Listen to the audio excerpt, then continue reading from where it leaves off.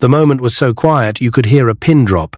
Jonathan Uche, billionaire CEO of Uche Tech Holdings, stood frozen at the doorway of his daughter's luxurious bedroom, his mouth slightly open, eyes wide, unable to believe what he was seeing. Behind him, two of his private security guards stood in the same state of shock. His 17-year-old daughter Sandra, who had never spoken a full sentence in years, who had never moved her legs since the terrible accident, was not only kneeling on her bed but singing softly, her eyes shining with joy, her voice clear. And beside her, with a hand gently on her back, was Adana, poor orphan Nanny no one had believed in. Jonathan stepped forward slowly, as though afraid the vision would vanish if he moved too fast. "Sandra?" he whispered, tears already filling his eyes. Sandra looked up. "Daddy, I can talk." The voice was soft, almost like a song, but it was real, clear, pure. Jonathan's knees buckled, and he sank into the velvet armchair by the bed. How? How did this happen? Adana, how did you do this? What is this miracle? Adana stood slowly, her worn-out shoes brushing the edge of the expensive Persian rug. Her face was calm, but filled with emotion. "Sir," she said, "it wasn't me alone.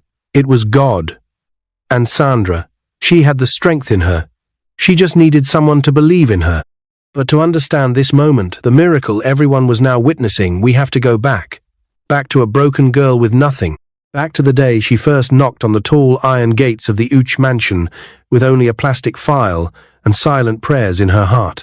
Adana had just finished her final exams in secondary school when her life felt like it was crumbling. Her father, her only family, had been shot and killed during a robbery on his way back from work. Her mother had died giving birth to her. That made Adana an orphan at 17. The little savings her father left behind went into food and surviving. There was no one to call, no extended family, no helper. The dream she held on to become a medical doctor and help heal people felt so far away, it almost seemed like a fairy tale. But she refused to give up. It was during one of those hopeless afternoons that she saw a small job notice posted outside Uche Tech headquarters. Nanny needed for special needs teenager. Must be patient. Apply within. People whispered about it. "Ah, that job? Nobody lasts there. That billionaire's daughter. She's strange-o. They said she talks in riddles and screams at night." The last nanny ran away crying. But Adana didn't listen to any of them. Something stirred inside her, a quiet voice that said, "Try. Just try." So she did. The first day she entered the mansion, she was intimidated. The gates were taller than any building she'd ever walked into. The tiles sparkled like they were made of gold. Even the air smelled expensive. She was shown to a sitting room with gold-framed photos and a chandelier that looked like heaven's necklace. Jonathan Uche barely looked at her. He simply asked, "Do you know how difficult this child is? You can leave now if you're not ready for the worst." "I'm not afraid," Adana said gently. "Why?" "Because I believe in love and in miracles," she replied. For a moment, he just stared. Then he said, "Start tomorrow." That next morning, Adana entered Sandra's room. The girl sat in her wheelchair, her eyes blank, her lips quivering. Her arms were stiff, and she made soft sounds that no one could understand. Every attempt to communicate with her in English, Igbo, or even French had failed. Some believed she was mentally challenged, others believed she was cursed. But Adana looked at her and saw something else: loneliness, pain, a cry no one else could hear. She bent down to Sandra's level, smiled, and whispered, "My name is Adana. I'll be your friend." Sandra didn't react. She just blinked. But Adana didn't stop. She stayed. She sat with her every day. She sang softly while folding her clothes. She read books out loud, even when Sandra gave no sign of listening. She wiped her drool gently without flinching. And every time Sandra moaned or cried out in her strange tongue, Adana would touch her hand and say, "It's okay, I'm here." One day, Adana tried something different. She drew out simple sign language alphabets and started teaching Sandra. Just one letter a day. S is for Sandra, she said, making the sign slowly. To her surprise, Sandra watched her fingers carefully. Then, for the first time, she lifted her own trembling hand and copied the sign. Adana gasped. "Good girl," she smiled. That day, they learned 3 letters. The next, they learned 5. A month later, Sandra was spelling her name. Soon, Adana began to pair the signs with sounds. Softly, almost like a game, she would hold Sandra's hand, make a sign, and sing the word in her ear. M, Mommy, D, Daddy, J, Jesus. And something began to shift. Sandra stopped crying at night. She started smiling. She started looking forward to mornings. She would even hum, softly broken, unsure but humming still. Then came the morning everything changed. Adana had been singing a worship song that Sandra had grown fond of. "You are the reason I live. You're the one for me." Suddenly, Sandra placed both hands on the bed frame, pushed up slightly, and for the first time in years, lifted herself onto her knees. Then, with a voice that sounded like heaven breaking through clouds, she sang, "You're the one for me." Adana froze. "Sandra, I'm singing," Sandra whispered. Tears rolled down Adana's cheeks. She dropped to her knees, hugged Sandra tightly, and sobbed. They had done it. She had spoken. She had sung. That was the exact moment Jonathan walked in and witnessed what no doctor, no therapist, no priest had ever been able to do. A poor orphan nanny had unlocked the soul of his daughter. But what came next would change all of their lives forever. For the first time in years, joy echoed through the halls of the Uche mansion.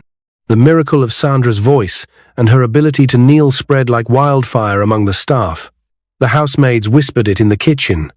The gatekeeper sent a message to his pastor. The family doctor called it a phenomenon beyond science. But no one felt the weight of the miracle like Jonathan Uche. He couldn't sleep that night. He sat by Sandra's bed, watching her sleep peacefully for the first time in years. In all his years as a billionaire, sealing multi-million-dollar deals, building skyscrapers, and earning global recognition, nothing had touched him like this moment. And it had nothing to do with money. It had everything to do with a girl named Adana. The next morning, Jonathan called Adana into his study. The office was lined with trophies, books, and leather-bound files, but for the first time, it felt warm, not intimidating. He looked at her from behind his giant desk, hands folded. "Sit," he said gently. Adana sat, nervously clutching the hem of her faded dress. Jonathan studied her. "You've done what doctors couldn't. You've given me back my daughter." "I just did what I believed was right," Adana said. "You've changed my family," he continued. "You've changed my life." Tears filled his eyes. "I lost hope in her. I was wrong. And you didn't even know her. Yet you saw something we all missed. You listened with your heart." Adana lowered her head, fighting her own tears. Jonathan stood up and walked over to her. "From today," he said, placing a hand on her shoulder, "you're not just a nanny, you're family, and I want to adopt you as my daughter." Adana gasped. "Sir, I know it's a lot," he said, "but I want to take care of you like I should have done from the start. You're a light in this house, and you deserve a future." Adana burst into tears. Sandra, now sitting at the door in her wheelchair, smiled and signed, "Sister." Jonathan turned. "What did she say?" "She called me her sister," Adana whispered. Jonathan smiled. "That's exactly what you are now." From that day on, everything changed. Adana moved into a bigger room. She was treated like Sandra's equal. Jonathan hired a private tutor to help her prepare for her university entrance exams. For the first time in her life, Adana had a laptop, textbooks, and an internet subscription. Sandra joined her in the study sessions. They both wanted to become medical doctors. They studied together, ate together, prayed together. They were no longer just patient and nanny, they were sisters. Then came the day of the entrance exam. Both girls wore white t-shirts and blue jeans, matching hairbands and bright smiles. They held hands as they stepped into the car, excited and nervous. Jonathan took pictures, teasing them like a proud father. Remember top 2 best results in Lagos? Nothing less. Sandra laughed and signed. We'll make you proud. Adana smiled. We'll both be doctors one day. But fate had another twist planned. That evening, Sandra returned home from her center smiling.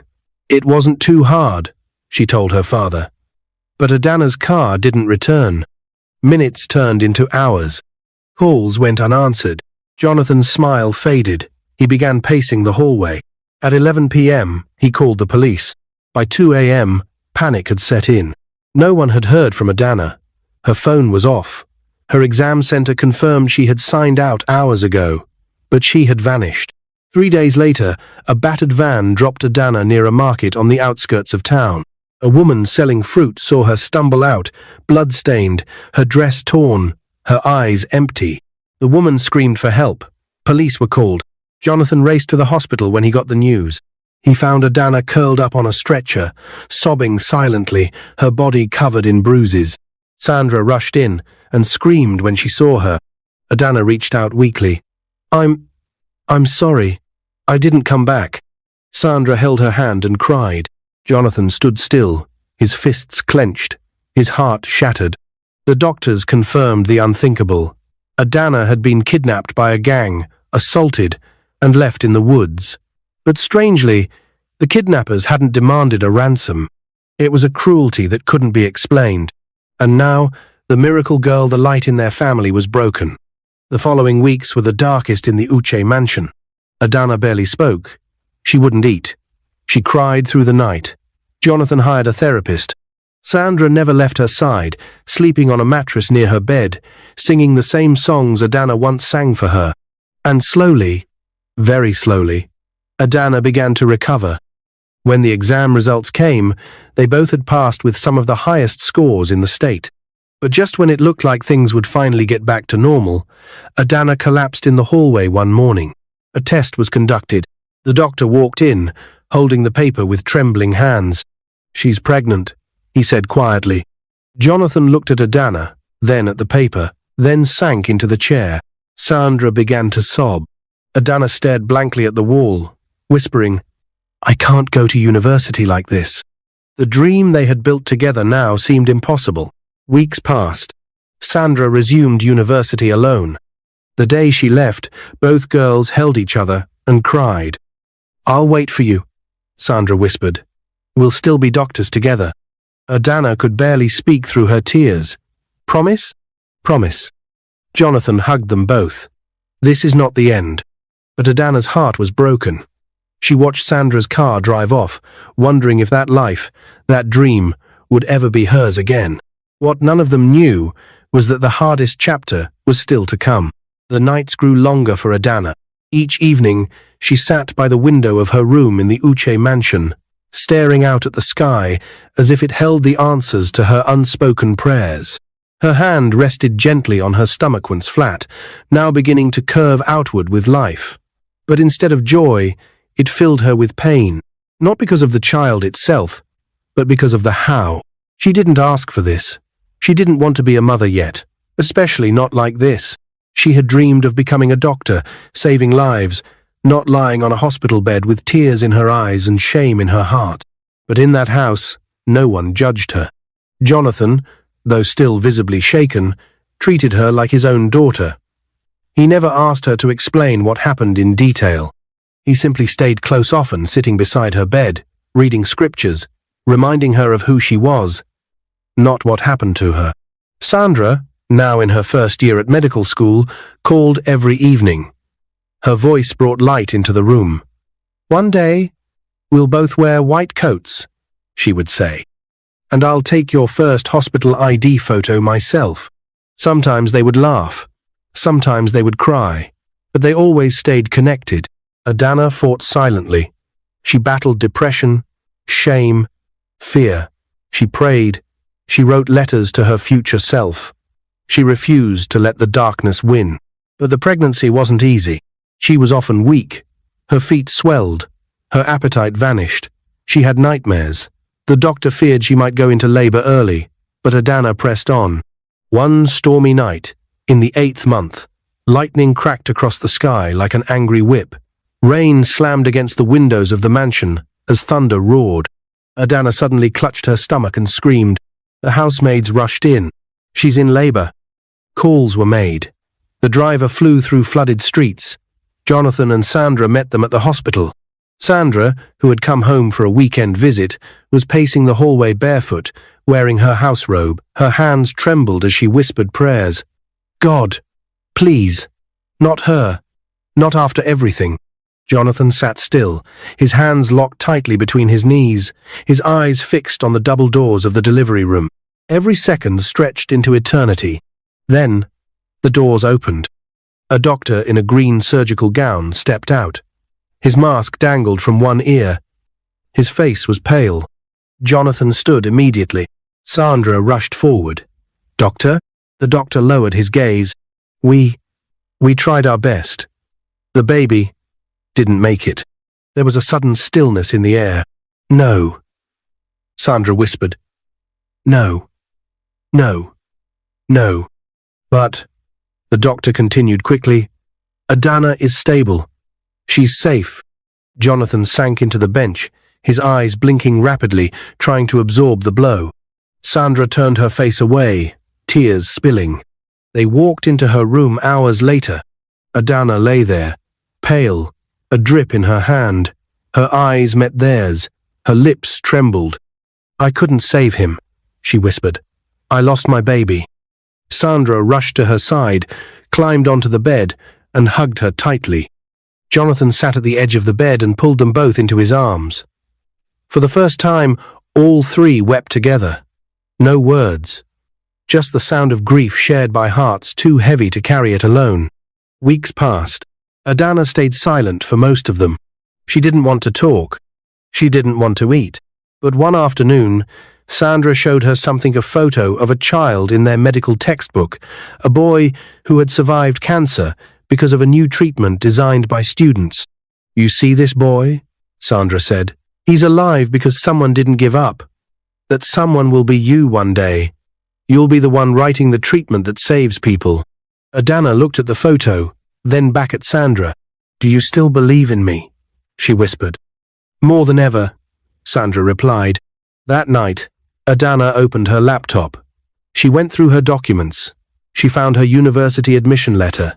She stared at it for a long time. Then she made a decision. 4 months later, dressed in a simple blue gown, her hair braided neatly, Adana stepped onto the campus of the University of Lagos. She was 1 year behind Sandra, but she had returned. The girl who had been left for dead now walked with her head held high. Her past did not define her. Her pain did not stop her. Her dream was still alive, and it was only just beginning. Campus life was hard, but Adana was stronger. She poured herself into her studies. She joined the medical club. She started a small support group for female students who had survived trauma. She spoke softly, but her words carried power. Sandra, now in her final year, visited her often. They studied together again, shared notes, laughed over coffee. Jonathan remained their biggest supporter, sending them food, paying their tuition, and cheering them on through every exam. And then came graduation day. Sandra wore a white dress under her graduation gown. She was awarded Best Graduating Medical Student of her class. As she stepped up to receive her award, she looked into the crowd and spotted Adana and Jonathan clapping proudly. She raised her award in the air and shouted, "This is for my sister, Adana, the reason I found my voice." The auditorium exploded in applause. But Adana's journey wasn't done. In 1 year's time, her turn would come. 1 year later, the grand auditorium of the University of Lagos buzzed with excitement once again. The air was filled with laughter, flashing cameras, and families dressed in their finest attires.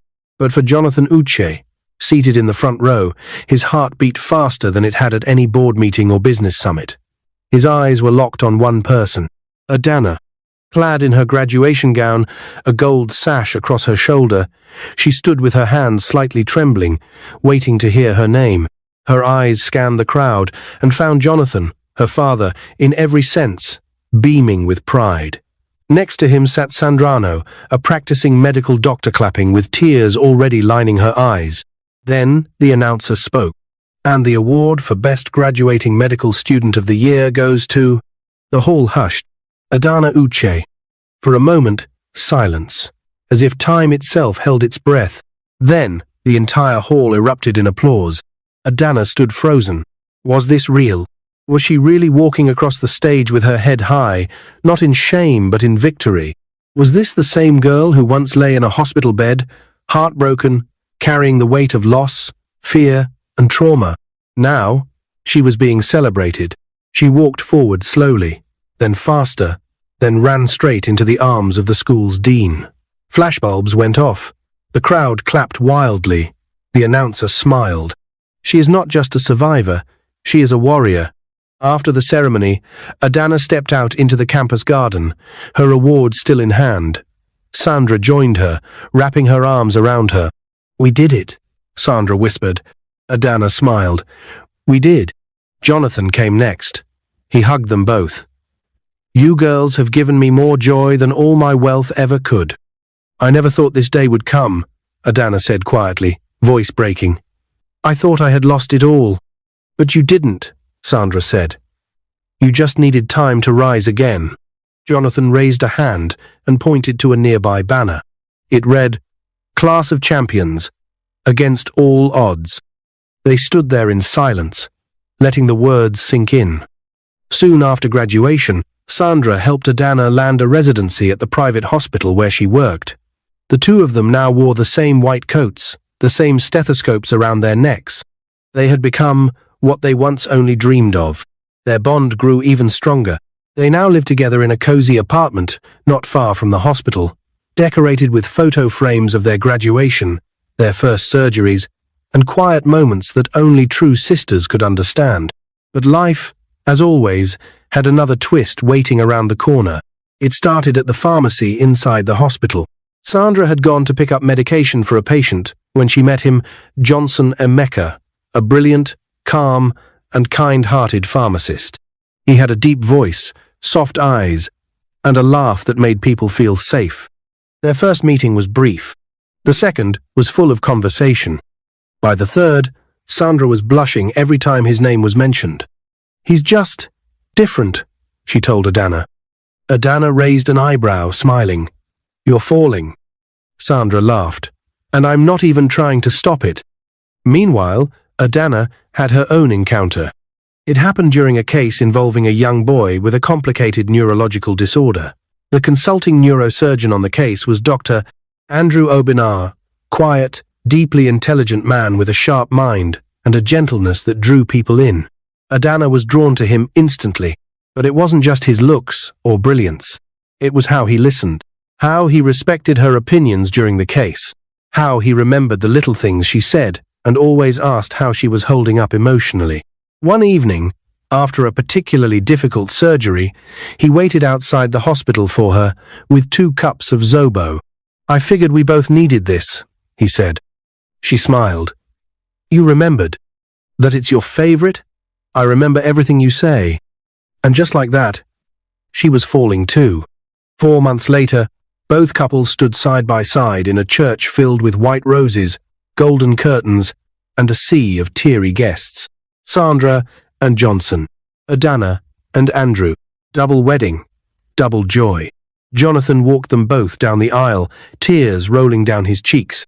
"I may not have daughters by blood," he whispered to himself, "but God gave me 2 angels." When the priest declared, "You may now kiss your bride," both grooms did, and the church erupted in cheers. Outside, fireworks lit the sky as guests danced and shouted, "Double blessing!" The night was filled with laughter, tears, music, and dancing. But the story wasn't over yet. 1 year later, Jonathan stood outside the maternity ward, pacing. He wasn't alone. Sandrano, heavily pregnant, herself stood beside him with a hand on her belly. Inside, Adana was in labor again.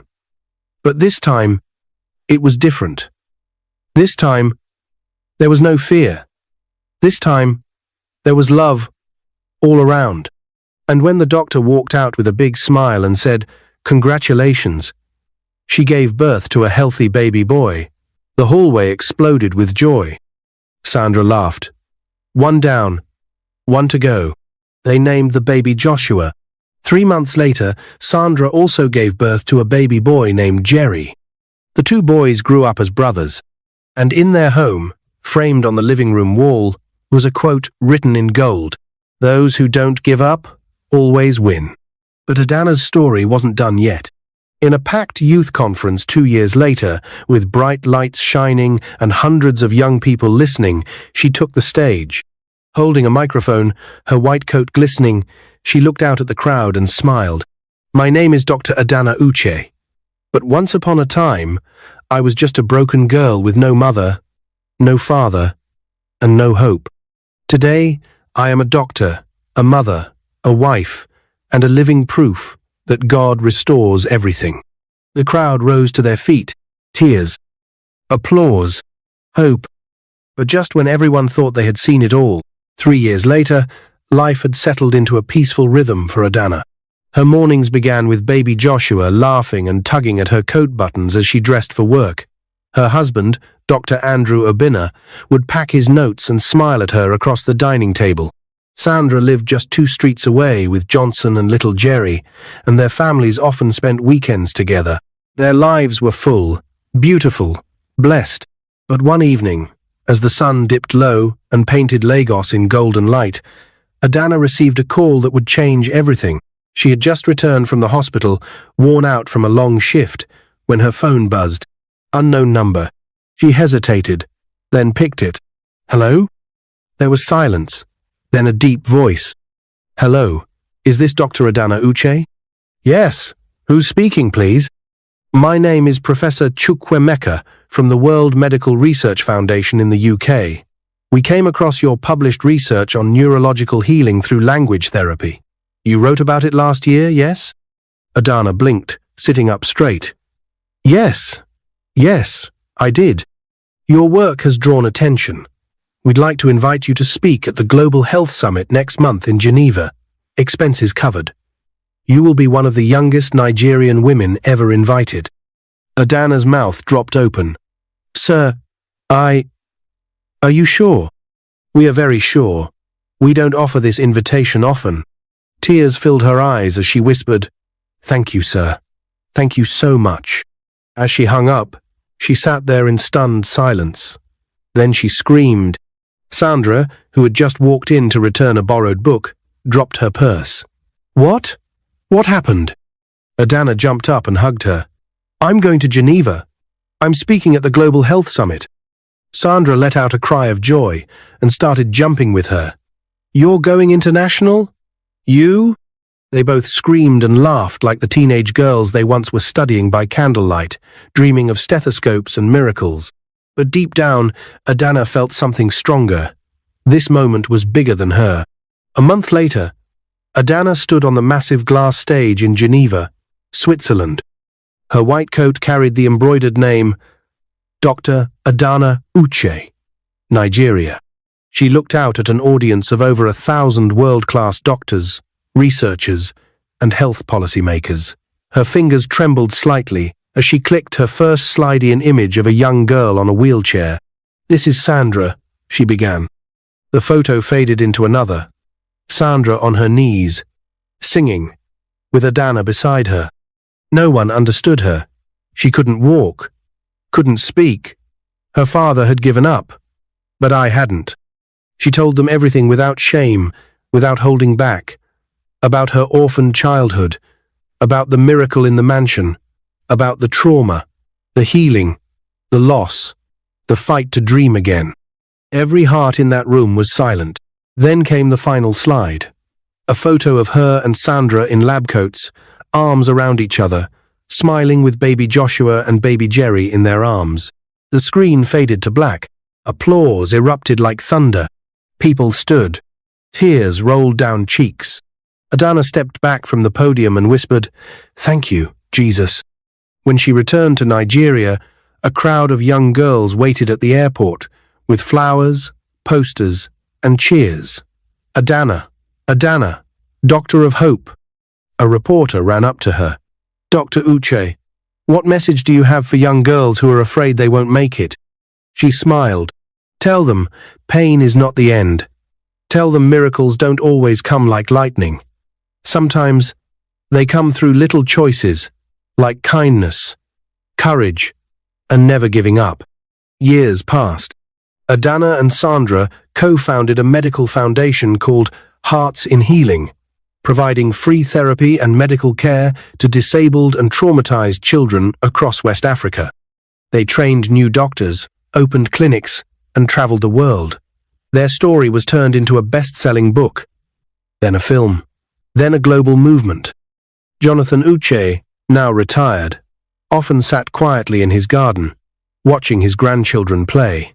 He would whisper to himself, God didn't just give me daughters, He gave me legends. One Sunday morning, Adana stood before thousands of youths at a national conference in Abuja. She wore a simple Ankara dress, no makeup, no jewelry, just her voice. She looked around and began. Nobody understood a disabled girl named Sandra. Until I listened. Nobody believed a poor orphan could become anything. Until I did. I stand here today to say your beginning does not define your ending. You were made for more. The crowd erupted into cheers. Phones went up. Tears flowed. A new generation of hope was born.